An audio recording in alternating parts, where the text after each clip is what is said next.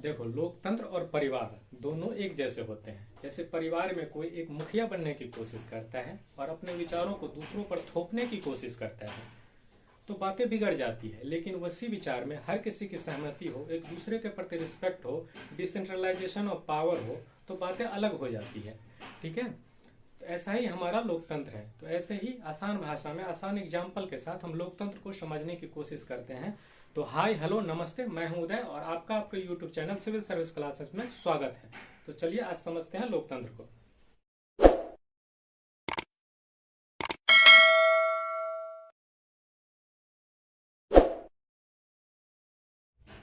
लोकतंत्र डेमोक्रेसी का इतिहास थोड़ा सा जान लेते हैं। क्योंकि हम पीसीएस की भी तैयारी करते हैं, बीपीएससी की भी, तो हम कुछ फैक्ट के साथ इसे पढ़ेंगे। तो इसका कुछ इतिहासकारों का मानना है कि जो लोकतंत्र है 500 ईसा पूर्व, मतलब बिफोर क्राइस्ट में, ग्रीस में, जो अभी यूनान है, ये क्लेस्थियंस नामक व्यक्ति ने इसको लागू किया था। इसको डेमोक्रेसी को लाया था, इसलिए इसे फादर ऑफ डेमोक्रेसी कहा जाता है। इसने लागू करके इसने जो वोट का अधिकार है, चूंकि ये डेमोक्रेसी है, डेमोक्रेसी जो शब्द लाया था उसमें लोगों का जो भागीदारी तो होगी, तो लोगों को जो वोट देने का अधिकार है उसने केवल स्वतंत्र व्यक्ति जो फ्री मैन थे उन्हीं को दिया। फ्री मैन है, यहाँ पे जो स्लेव्स थे, जो वुमेन थी, जो औरतें थी, उनको अधिकार नहीं दिया गया। तो ये वैसे भी ये 500 ईसा पूर्व बिफोर क्राइस्ट की बातें हैं, तो उसमें भी स्लेवरी को उतना अधिकार नहीं मिलता था और वुमेन को भी कम दर्जा दिया जाता था, इसलिए। लेकिन आज के परिप्रेक्ष्य में लोकतंत्र क्या है, लोकतंत्र की परिभाषा क्या है, ये हम देखते हैं। आज के परिप्रेक्ष्य में जो परिभाषा है वो है जो हम बचपन से रटते आए हैं, of the people, by the people, for the people. Of the people का शासन का जो अंतिम सत्ता है वो जनता में निहित होगी। बाय द पीपल मतलब जनता के प्रतिनिधि द्वारा शासन चलाया जाएगा। जनता जो हम चुन के भेजते हैं उनके प्रतिनिधि द्वारा शासन चलाया जाएगा। और फॉर द पीपल का अर्थ है कि सरकार के द्वारा जो भी कानून लाया जाएगा वो जनता के हित में होगा, जनहित में होगा। ठीक है, ये तो अब्राहम लिंकन का कथन था, लेकिन हमारे गांधी जी का कथन है कि democracy is not a legal phenomenon, it's a spiritual phenomenon, जिसमें म्यूचुअल रिस्पेक्ट होती है सबकी और डिसेंट्रलाइजेशन ऑफ पावर होता है। यह है डेमोक्रेसी। ठीक है, अब प्रकार, डेमोक्रेसी दो प्रकार के होते हैं, डायरेक्ट डेमोक्रेसी और इनडायरेक्ट डेमोक्रेसी। डायरेक्ट में क्या है कि यदि कोई कानून बनाया जाता है तो उसमें जनता की डायरेक्ट भागीदारी होती है। जैसा कि अभी किसान का जो कानून लाया गया था, जिसपे आंदोलन चला था, वो सभी को आपको पता ही होगा। तो उसमें मान लो कोई कानून लाया गया, वो भारत में जैसे सरकार बनेगी, सरकार एक कानून को लाएगी, जनता के सामने रख दिया जाएगा उसे, और जनता उस पर वोट करेगी कि ऐसा कानून लाया जाए या ना, हाँ या ना में। तो जो बहुमत होगा तो उस डेमोक्रेसी, उसको कानून को लाया जाएगा, और नहीं तो नहीं लाया जाएगा। ऐसा होता है डायरेक्ट डेमोक्रेसी। ठीक है, जो कि अभी इंडिया में है नहीं। ये कश्मीर के मुद्दे पर बहुत पहले लिया गया था, लेकिन अभी स्विट्जरलैंड में है डायरेक्ट डेमोक्रेसी। और दूसरा है इनडायरेक्ट डेमोक्रेसी, जो हमारे देश में है। इनडायरेक्ट डेमोक्रेसी का क्या अर्थ है?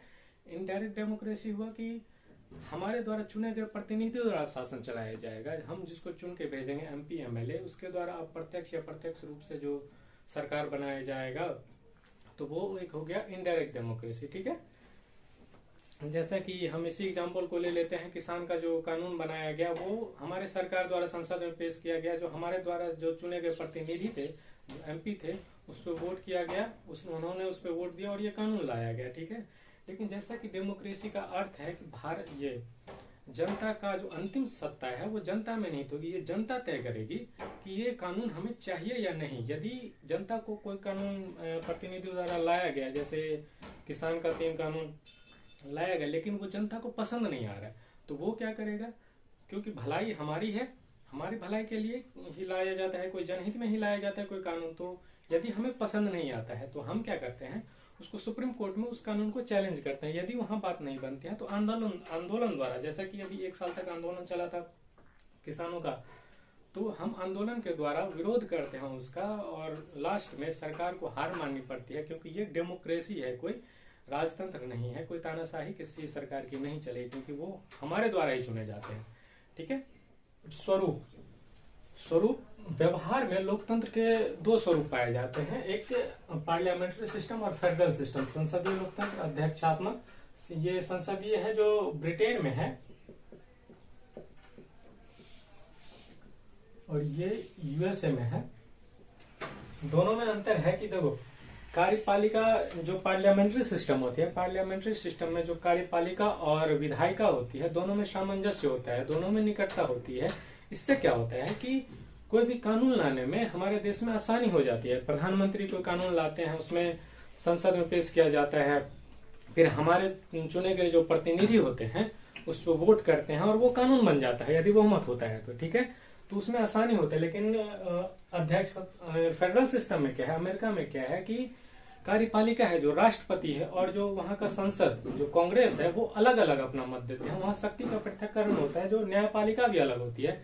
इंडिया में या फिर जो पार्लियामेंट्री सिस्टम होते हैं उसमें विधायिका और कार्यपालिका तो एक जैसे होते हैं, लेकिन न्यायपालिका अलग होती है। लेकिन फेडरल सिस्टम में तीनों ही अलग होते हैं, ठीक है, तीनों ही अलग होते हैं, जिससे शक्ति का पृथक्करण किया जाता है।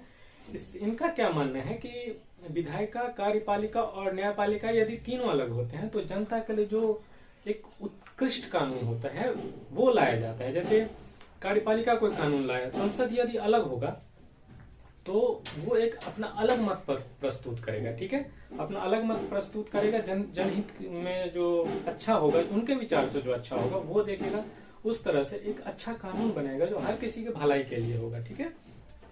तो ये हो गया। और दूसरा क्या है, इसमें पार्लियामेंट्री सिस्टम में नाम मात्र कार्यपालिका और वास्तविक कार्यपालिका दोनों अलग अलग होती है। जैसे नाम मात्र कार्यपालिका का मतलब क्या, राष्ट्रपति, हमारा जो राष्ट्रपति है वो नाम मात्र कार्यपालिका में है। जैसे यदि प्रधानमंत्री कोई कानून बनाता है तो उसके पास, राष्ट्रपति के पास कम शक्ति होती है, जो नाम मात्र कार्यपालिका की, हाँ, एक रबर के मुहर की तरह कहा जाता है कि रबर के मुहर की तरह है। यदि प्रधानमंत्री या जो संसद से कानून बनाया जाता है उस पे यदि राष्ट्रपति के पास भेजा जाता है तो उनको साइन करना जरूरी है। वो ज्यादा से ज्यादा ये कर सकता है कि उसको फिर से विचार के लिए भेज सकता है, लेकिन यदि उसी को बिना किसी अमेंडमेंट के, बिना किसी सुधार के फिर से दोबारा राष्ट्रपति के पास भेजा जाता है तो राष्ट्रपति उस पर साइन करने के लिए बाध्य है, उसके पास दूसरा कोई ऑप्शन है ही नहीं।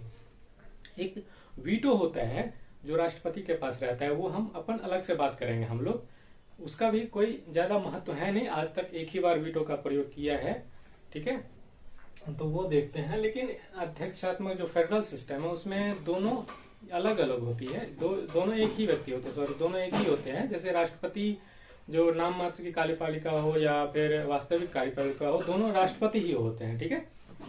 तो ये है। तीसरा क्या है, जो वास्तविक कार्यपालिका का जो ये पार्लियामेंट्री सिस्टम में जो कार्यपालिका होती है, वास्तविक जो प्रधानमंत्री, उसका कार्यकाल सुनिश्चित नहीं होता है।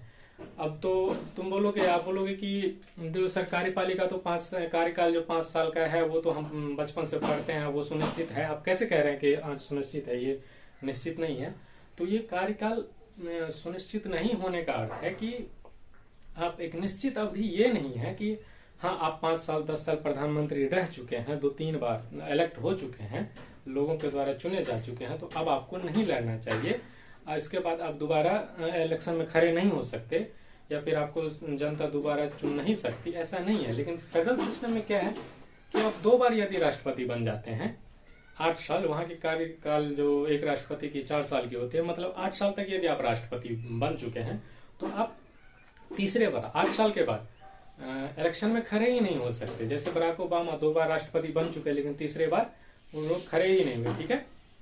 ऐसा है, वो डोनाल्ड ट्रंप और जो बाइडेन आ गए, तो ऐसा था। तो इसलिए कहा गया है कि इसकी जो पार्लियामेंट्री सिस्टम का जो वास्तविक कार्यपालिका जो कार्यकाल होता है वो सुनिश्चित नहीं होता है। वो कितने बार भी लड़ सकते हैं, मरते दम तक, ठीक है। लेकिन ये फेडरल सिस्टम में कार्यकाल सुनिश्चित होता है, जो 8 साल के 2 बार ही आप चुन सकते हैं, उससे ज्यादा नहीं। और तीसरा क्या है, ये सामूहिक उत्तरदायित्व। सामूहिक उत्तरदायित्व जो पार्लियामेंट्री सिस्टम का एक प्रमुख विशेषता है, यही इसको सबसे प्रमुख बनाता है, सामूहिक उत्तरदायित्व। सामूहिक उत्तरदायित्व का क्या अर्थ है? सामूहिक उत्तरदायित्व होता है कि संसद में यदि किसी पार्टी के प्रति, जो सरकार है, सरकार के प्रति अविश्वास प्रस्ताव लाया जाता है, तो प्रधानमंत्री सहित पूरे मंत्री परिषद को त्यागपत्र देना पड़ेगा।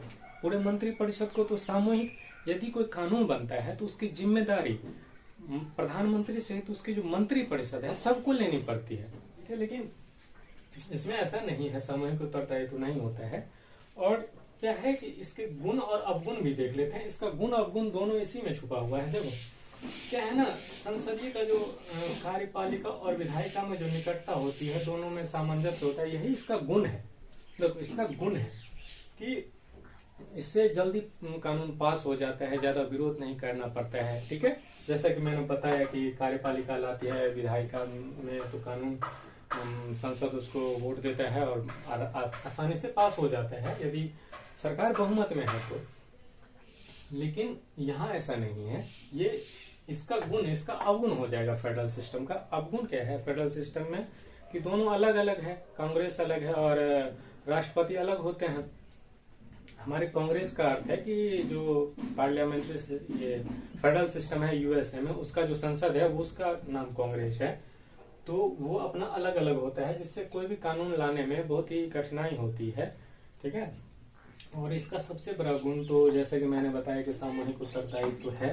सामूहिक उत्तरदायित्व से तानाशाही में कमी आती है, तानाशाह किसी को बनने नहीं दिया जाता है। सामूहिक उत्तरदायित्व, यदि कोई कानून लाना चाहे तानाशाही के रूप में कि हम ये लाएंगे, किसी तानाशाही को रोकती है ये सामूहिक उत्तरदायित्व। यदि कोई तानाशाह बन रहा है तो कुछ पार्टी के सदस्य, मान लो गठबंधन की सरकार है, वो यदि कुछ पार्टी उसका विरोध कर देती है तो फिर अविश्वास प्रस्ताव लाया जाएगा संसद में, और फिर यदि अविश्वास प्रस्ताव पारित हो जाता है तो हर मंत्रिपरिषद को त्यागपत्र देना पड़ता है, जिससे कि वो सोच समझ कर ही कोई अगला कदम उठाते हैं, ठीक है। और इसका ऐसा नहीं है, ये तानाशाह की प्रवृत्ति बढ़ते को, यदि 4 साल तक कोई इसका राष्ट्रपति बन जाता है तो उसका जो हटाने की जो प्रक्रिया वो बहुत ही मुश्किल है। उसे हटाना लगभग नामुमकिन रहता है कि आपने चुना है तो आपको 4 साल उसको झेलना पड़ेगा, ठीक है। तो ये तानाशाही की प्रवृत्ति को बढ़ावा देती है। अब देखो इसका ये गुण हो गया। अब इसका अवगुण देखते हैं। देखो ये जो गठबंधन की सरकार है, इसमें देखो राजनीतिक अस्थायित्व आता है। अस्थायित्व का अर्थ है कि आप यदि अविश्वास प्रस्ताव पारित हो जाता है तो कभी भी जो संसद है वो भंग होने का डर रहता है। कोई भी एक स्थिर राजनीति, जब तक कि बहुमत सरकार नहीं आती है, जैसे कि अभी प्रधानमंत्री मोदी का सरकार जो है वो बहुमत में है, लेकिन यदि बहुमत नहीं है तो राजनीतिक एक संसद भंग हो जाता है अविश्वास प्रस्ताव के कारण। इसलिए कहा गया कि इसमें ये जो है पार्लियामेंट्री सिस्टम, इसमें राजनीतिक अस्थायित्व होता है, ठीक है। लेकिन इसमें क्या है कि एक ही बंदा रहता है, एक ही राष्ट्रपति, तो उसमें राजनीतिक अस्थायित्व रहता है, उसको चेंज नहीं किया जा सकता लगभग। तो अब ये दूसरा अवगुण इसका है कि इसमें योग्य मंत्रिपरिषद का अभाव रहता है। पार्लियामेंट्री सिस्टम में योग्य मंत्रिपरिषद का अभाव का क्या अर्थ है कि आपने किसी कैंडिडेट को चुना, ठीक है, वो आपका प्रतिनिधि रहता है। तो हमारा क्या सिस्टम है, पार्लियामेंट्री सिस्टम का क्या है कि जो जनता द्वारा जो चुना गया प्रतिनिधि है, आप किसी मंत्री को बनाते हैं तो वो चुने गए प्रतिनिधि में ही से चुनना चाहिए। यदि वो ऐसा नहीं है तो उसको 6 महीना के अंदर राज्यसभा या लोकसभा किसी का प्रतिनिधि चुना जाना चाहिए। ऐसा है हमारे संविधान में, ठीक है। तो ये एक योग्य मंत्रिपरिषद का अभाव बताता है कि यदि कोई योग्य नहीं है, कोई शिक्षा मंत्री अनपढ़ भी हो सकता है, ऐसा हमने देखा है। यदि अनपढ़ है तो ऐसा नहीं है कि हमारे में कोई नहीं है शिक्षा मंत्री, सभी सारे अनपढ़ बैठे हुए हैं, तो ऐसा नहीं है कि हम किसी विशेषज्ञ को ले आते हैं, किसी साइंटिस्ट को ले आते हैं, उसे एक मंत्री बना देते हैं। ऐसा नहीं होता है। हमारे में ये है कि हम जिसको चुन के भेजेंगे उसी को बनाना पड़ेगा किसी मंत्री परिषद को। तो ऐसा इसीलिए ऐसा कहा गया कि इसमें योग्य मंत्री परिषद का अभाव होता है। लेकिन फेडरल सिस्टम में क्या है कि यदि आप अच्छा काम नहीं कर रहे हैं, आप उस फील्ड के जानकार नहीं है, तो आपको हटा दिया जाएगा मंत्री परिषद से। फिर दूसरे किसी विशेषज्ञ को जो चुना गया नहीं है, तो उस पार्टी का अधिकार है, जो चुना गया है, जो जनता का प्रतिनिधि है, उसका अधिकार है, वो किसी भी योग्य जनता के हित के लिए किसी भी योग्य आदमी को उठा लेगा और उसे मंत्री बना देगा, ठीक है। यही हो गया गुण। अब इसको आराम से समझ गए, सिंपल लैंग्वेज में उदाहरण के साथ ही समझ ले। अब इस पे क्वेश्चन देख लेते हैं। क्वेश्चन के साथ क्या होता है, किसी भी टॉपिक को यदि क्वेश्चन के साथ रिलेट करोगे तो वो यादाश्त में, मेमोरी में लॉन्ग टर्म तक रहता है। इसलिए हम क्वेश्चन के साथ देखते हैं। हमारा क्वेश्चन क्या है कि ऐसा भारत में है कि भारत को संसदीय लोकतंत्र छोड़कर अध्यक्षात्मक लोकतंत्र अपना लेना चाहिए, पक्ष या विपक्ष में अपना मत प्रस्तुत करे। है कहता है कि जो पार्लियामेंट्री सिस्टम है हमारा, बहुत लोगों का कहना है कि बहुत ही बेकार है। वही कि जैसा कि अवगुण बताया गया है इसका कि योग्य मंत्री परिषद नहीं होते हैं, शिक्षा मंत्री को अनपढ़ बन जाता है। तो इसलिए हमें क्या है कि पार्लियामेंट्री सिस्टम को हटा देना चाहिए, ये फेडरल सिस्टम अपना लेना चाहिए। ठीक है, अब ऐसा क्यों कहा गया? देखो, ऐसा मांग जो है, जैसा कि पार्लियामेंट्री सिस्टम छोड़कर फेडरल सिस्टम अपना लेना चाहिए, ऐसा 1990 में ऐसा पहली बार कहा गया था, क्योंकि 1990 में गठबंधन की जो राजनीति है उसका उद्भव हुआ था। 1990 में किसी को बहुमत नहीं आया तो फिर गठबंधन की सरकार बनाकर उसने बहुमत लाया और सरकार बना लिया। तो उसी टाइम से इसकी मांग उठ रही है कि ये फेडरल सिस्टम इंडिया को अपना लेना चाहिए। ठीक है, और दूसरा क्या है? दूसरा है कि ये कहते हैं कि देखो, हमें किसी 21वीं कहते हैं ना, 21वीं सदी जो है वो भारत का है, भारत को एक महाशक्ति के रूप में आना चाहिए। तो ऐसा ये जो फेडरल पार्लियामेंट्री सिस्टम है उसके साथ नहीं होगा। हमें किसी एक व्यक्ति में विश्वास जताना होगा, किसी एक व्यक्ति को चुनना होगा जिसमें हमें विश्वास हो, वो इस देश को मतलब कानून बनाकर, एकदम सख्त कानून बनाकर, सख्त डिसीजन लेकर, जैसा कि डिमोनेटाइजेशन जैसा डिसीजन लिया गया था जब हमने मोदी को एक बहुमत सरकार दी। ठीक है, ऐसा कोई सख्त डिसीजन लेकर इस देश को बहुत ही आगे ले जाए, ऐसा इसका कहना है। इसके लिए हमें फेडरल सिस्टम को अपनाना पड़ेगा, ये पार्लियामेंट्री सिस्टम में संभव नहीं है, ऐसा कहा गया है। ठीक है, लेकिन हमारा मत क्या होना चाहिए? देखो, एग्जाम में जो हमारा मत है वो एक्चुअली हमारा विचार कोई नहीं पूछता कि हमारा विचार क्या है, तुम बताओ। तुम कोई एकदम आक्रोश में बोलोगे नहीं मोदी ही सही है, कोई मोदी भक्त है या नहीं है, ऐसा नहीं है। ये आपका जो एग्जाम है, ये आप सिविल सर्वेंट बनने जा रहे हैं। आपके कार्यकाल में बहुत से कोई अनपढ़ मंत्री आएगा, कोई बहुत ही तानाशाह मंत्री आएगा, हम उस सबको टक्कर लाना चाहिए। तो इसमें हमारा मत नहीं पूछता है, आप सिर्फ एग्जामिनर जो है, परीक्षक है, वो ये जानना चाहता है कि जो आप जो है वो संविधान, न्यायालय के जो निर्णय हैं और जो कानून बनाए गए हैं उससे कितना डिफर करते हैं।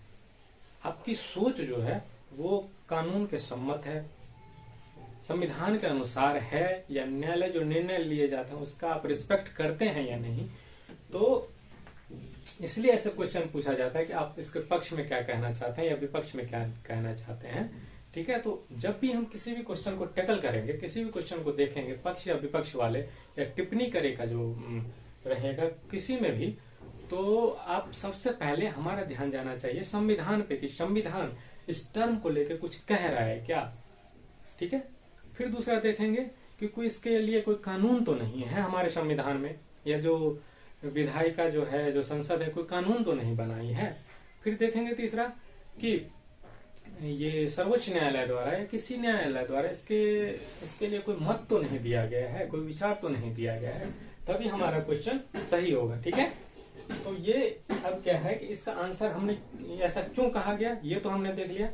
अब देखते हैं हमारा मत क्या। हमारा मत वही होना चाहिए जैसा कि मैंने बताया था केशवानंद भारती केस में संविधान का मूल ढांचा घोषित किया गया था।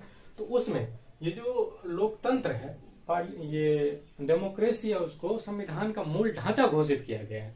ठीक है, मूल ढांचा घोषित किया गया है, तो इसलिए इसको बदलना नामुमकिन तो नहीं है, लेकिन इसमें बहुत सारी तकनीकी समस्याएं आएंगी। जैसे तकनीकी समस्या क्या है कि आप फिर से उसको कोर्ट में ही चैलेंज करना पड़ेगा। कोर्ट ऐसा है, देखो डेमोक्रेसी की यही तो सुंदरता है कि आप कोई भी डिसीजन अंतिम नहीं होता। न्यायालय ने निर्णय दे दिया तो ऐसा, इसका अर्थ ये नहीं कि आप वो अंतिम डिसीजन है उसके फाइनल, उसके बाद कुछ नहीं कर सकते, ऐसा नहीं है। आप कोर्ट के ही मत को फिर से चैलेंज कर सकते सुप्रीम कोर्ट को। ऐसा भी है कि सुप्रीम कोर्ट ने जो निर्णय दिया है हम उसको फिर से सुप्रीम कोर्ट में चैलेंज दे सकते हैं। एग्जाम्पल ले लेते हैं। एग्जाम्पल में 1960 में बेरोजगारी विवाद आया था। देखो क्या है ना कि हम यूपीएससी बीपीएससी की तैयारी करते हैं तो उतने सिंपल एग्जाम्पल भी नहीं लेंगे, थोड़ा सा स्टैंडर्ड भी देख लेते हैं। जैसे कहा गया था कि जो हमारा जो प्रस्तावना है, उद्देशिका जो है, वो बेरोजगारी विवाद आया था 1960 में। वो बोला जो है प्रस्तावना जो है वो भारत के संविधान का अंग है ही नहीं। ठीक है, भारत का संविधान का अंग है ही नहीं, संविधान अलग है और ये जो प्रस्तावना है वो एक आमुख जो एक ट्रेलर जैसा कि मैंने बताया था ट्रेलर की भांति है, तो वो मूवी और ट्रेलर अलग है ऐसा कहा गया था, ऐसा कहा नहीं गया था, ऐसा मैं बता रहा हूँ, ठीक है, समझाने के लिए। तो ऐसा था, लेकिन 1973 में जब केशवानंद भारती केस आया तो उसमें अपने ही निर्णय को पलट दिया। उसने कहा कि हाँ, लोकतंत्र जो है वो प्रस्तावना जो है भारतीय संविधान का अंग है, ठीक है। उसके बाद मिनर्वा मिल्स का केस है, फिर LIC का केस है, सब में कहा गया कि हाँ ये भारतीय संविधान का प्रस्तावना अंग है, ठीक है। तो न्यायालय भी, सर्वोच्च न्यायालय का भी निर्णय अंतिम निर्णय नहीं होता, हम उसको बार बार चैलेंज कर सकते हैं। फिर यदि कोई सर्वोच्च न्यायालय का जो अपना मत बदल सकती है, ऐसा कुछ अंतिम निर्णय नहीं है। यही डेमोक्रेसी की सुंदरता है, ठीक है। तो ऐसा कर सकते हैं हम। और दूसरा क्या पॉइंट था कि हमें एक योग्य व्यक्ति में या एक व्यक्ति में हमें विश्वास जताना चाहिए। तो इसके लिए हम कह सकते हैं कि भारत जैसा भारत है, भारत जैसे देश में भारत जैसे देश में अशिक्षा, बेरोजगारी, संप्रदायवाद, क्षेत्रवाद बहुत ही ज्यादा है। तो ऐसे में कोई एक सोच वाला व्यक्ति यदि प्रधानमंत्री बन जाए तो क्या होगा? कोई संप्रदायवाद से, कोई हिंदू या मुस्लिम का कट्टर भक्त आ जाए तो क्या होगा? वो दूसरे जो धर्म है या दूसरे जो क्षेत्र है उसकी अवहेलना करने लगेंगे, ठीक है, दूसरे धर्म को मारने लगेंगे। जैसे फिर हमारा संविधान जो सर्वधर्म समभाव की जो संकल्पना है, जिसका स्वरूप ही हमारे संविधान का जो हमारा देश है उसका स्वरूप जो सर्वधर्म समभाव है, उसकी फिर क्या वैल्यू रह जाएगी? हमारा जो लोकतंत्र है, हमारा जो डेमोक्रेसी है, वो तो फिर नष्ट हो जाएगा ना, ठीक है। इसलिए हम इस मत को गलत, जैसे पक्ष और विपक्ष दोनों हो गया कि ऐसा क्यों कहा गया है और हमारा मत क्या है, वो भी दे दिया हमने। तो एक कंक्लूजन के साथ एक अच्छा आंसर बन जाएगा। तो हम देखो फैक्ट के साथ और कंसेप्ट के साथ दोनों पढ़ते हैं, ताकि हम प्री और मेंस दोनों की तैयारी एक साथ करते हैं। क्योंकि एक महीने में कोई ये चाहे कि हम प्री फैक्ट पढ़ के प्री निकाल लें, ऐसा होता नहीं है, ठीक है। तो रिपब्लिक भी आज ही डिस्कशन कर लेते हैं। देखो रिपब्लिक जो गणराज्य है हमारा, जो लोकतंत्र गणराज्य, रिपब्लिक क्या है? रिपब्लिक का है कि जो शासन का प्रमुख है, जो सरकार का जो प्रमुख है, वो वंशानुगत नहीं होगा, जन्मजात नहीं होगा, मतलब वंशानुगत ना होकर वो जनता के द्वारा प्रत्यक्ष या अप्रत्यक्ष रूप से चुना गया कैंडिडेट होगा, ठीक है।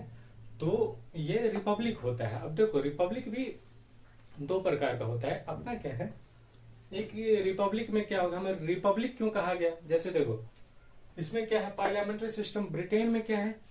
ब्रिटेन में है कि जो उसका जो नाम मात्र कार्यपालिका, जो ब्रिटेन की महारानी है, वो वंशानुगत है, ठीक है, वंशानुगत है। वो ब्रिटेन की महारानी वो एक वंश के साथ चली आ रही है, लेकिन उसकी जो वास्तविक कार्यपालिका है वो ही सिर्फ वही जनता के द्वारा चुनी जाती है, ठीक है। तो हम ब्रिटेन के पार्लियामेंट्री सिस्टम को हम बोलते हैं राजशाही, ठीक है, राजशाही लोकतंत्र है ये। लेकिन हमारा जो डेमोक्रेसी है वो गणतंत्रात्मक लोकतंत्र है, एक रिपब्लिक डेमोक्रेसी है, ठीक है। हमने एक नाममात्र की और वास्तविक कार्यपालिका के साथ रिपब्लिक को भी अच्छे से समझ लिया। यदि आप इंडिया में और कुछ एग्जाम्पल लेना चाहते हैं तो जैसे ये हो गया मराठा, देख लीजिए मराठा के टाइम में क्या होता था कि राजा जो थे वो नाम मात्र की, जो सिर्फ नाम मात्र का राजा होता था, लेकिन जो वास्तविक जो युद्ध होता था, कोई भी बड़े डिसीजन लेना हो तो उसके लिए पेशवा जिम्मेदार होता था। तो वास्तविक कार्यपालिका और नाम मात्र की कार्यपालिका दोनों ही होती थी, ठीक है। वैसे अंतिम निर्णय राजा का होता था, वो एक अलग बात है, लेकिन जो ऑन स्पॉट डिसीजन लेना हो, ठीक है, वो पेशवा करते थे। तो हम एग्जाम्पल के साथ रिपब्लिक क्या है और डेमोक्रेसी और रिपब्लिक में दोनों में अंतर क्या है वो भी हमने देख लिया, ठीक है। तो फिर अगली क्लास में हम सत्ता का उद्देश्य क्या है, जैसा कि हमने बताया था, स्वरूप, उद्देश्य, तो उद्देश्य हम अगली क्लास में समझेंगे, ठीक है। सामाजिक आर्थिक न्याय क्या है, ये सब, ठीक है। तो आज के क्लास के लिए धन्यवाद। उम्मीद करता हूँ आपको पसंद आया ये क्लास। यदि पसंद आया तो लाइक, सब्सक्राइब और शेयर जरूर कीजिए। थैंक यू, धन्यवाद, बाय। मिलते हैं अगली क्लास में।